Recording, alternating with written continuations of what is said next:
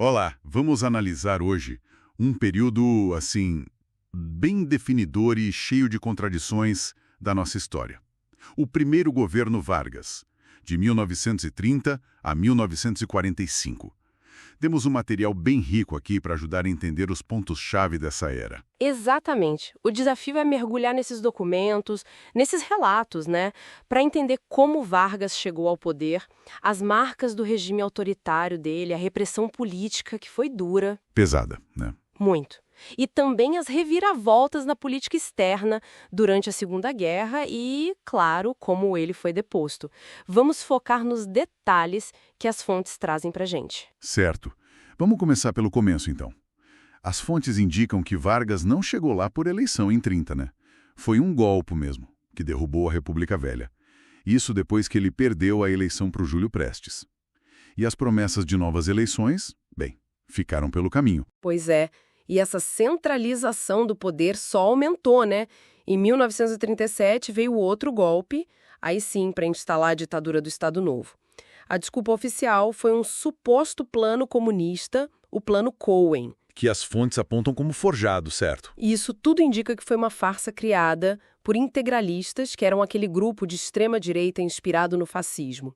Eles até apoiaram Vargas no início, mas depois romperam.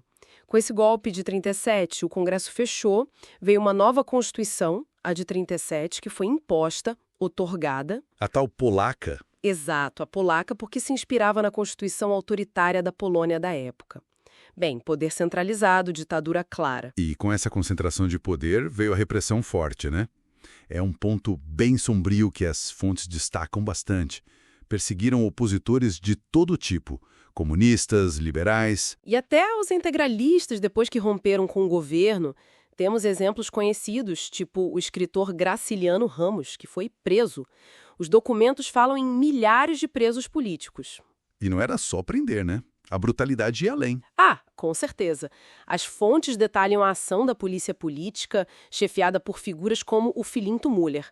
Dizem que ele buscou treinamento com a Gestapo na Alemanha. Nossa. E que usavam métodos de tortura terríveis, coisas como lascas de madeira sob as unhas. Há relatos também de integralistas mortos sumariamente nos jardins do Palácio Guanabara, depois de uma tentativa de contragolpe. Bem pesado. E a imprensa. Imagino que com essa mão de ferro, a informação era controlada. Totalmente. O DIP, o Departamento de Imprensa e Propaganda, fazia esse papel duplo. Por um lado, censurava qualquer crítica. Jornais grandes como o Estado de São Paulo sofreram intervenção direta. Sério? Intervenção mesmo. Sim. E por outro lado, o DIP trabalhava ativamente para construir a imagem do Vargas. O caso do Monteiro Lobato é um exemplo dessa censura, né?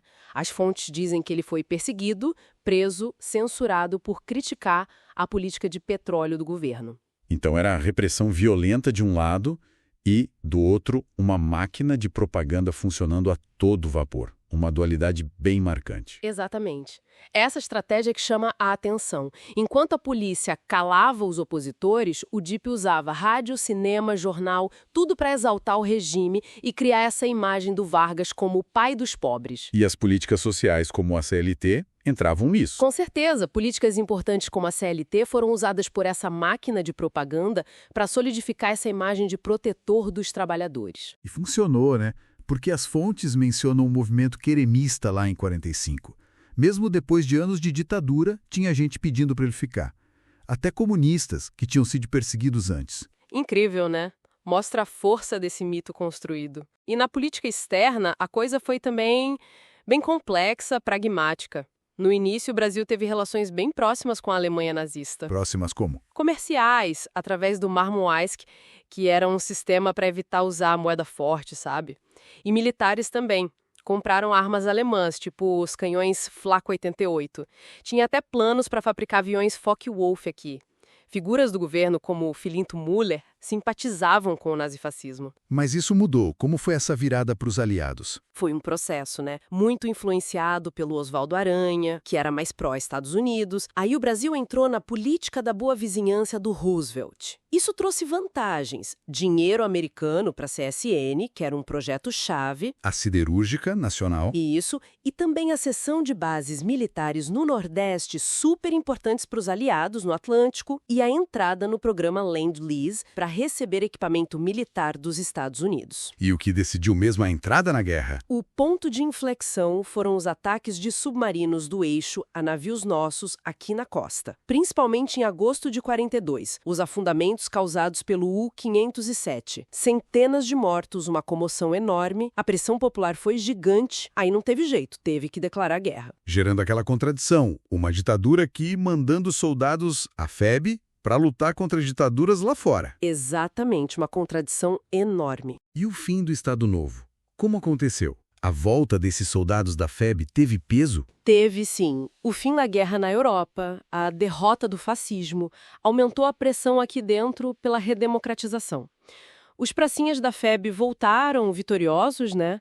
Mas encontraram a ditadura aqui.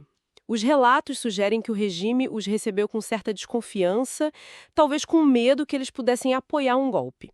Isso ajudou a aumentar o descontentamento. Então a mesma base militar que o apoiou antes acabou derrubando ele? Precisamente. O que as fontes mostram é que ele perdeu o apoio fundamental dos militares, os mesmos que ajudaram nos golpes de 30 e 37. Em outubro de 45, generais importantes como Góes Monteiro e o Eurico Gaspar Dutra, que depois virou presidente, forçaram a renúncia dele. Foi um fim de ciclo imposto pelos militares. Resumindo então, um líder que sobe por golpe, monta uma ditadura com repressão e censura pesadas, mas ao mesmo tempo constrói uma imagem popular muito forte com propaganda e políticas sociais. E que na política externa jogou conforme a música, né? Mudou de lado de acordo com a conveniência e as pressões. E a queda dele, assim como a subida, veio pela força militar, um elemento central nesse período. Fica a pergunta no ar, né? Como essa figura, tirada do poder em 45 como ditador, conseguiu voltar só 5 anos depois, eleito democraticamente, ainda com essa aura toda de pai dos pobres. Algo para a gente pensar sobre a força dos mitos na política.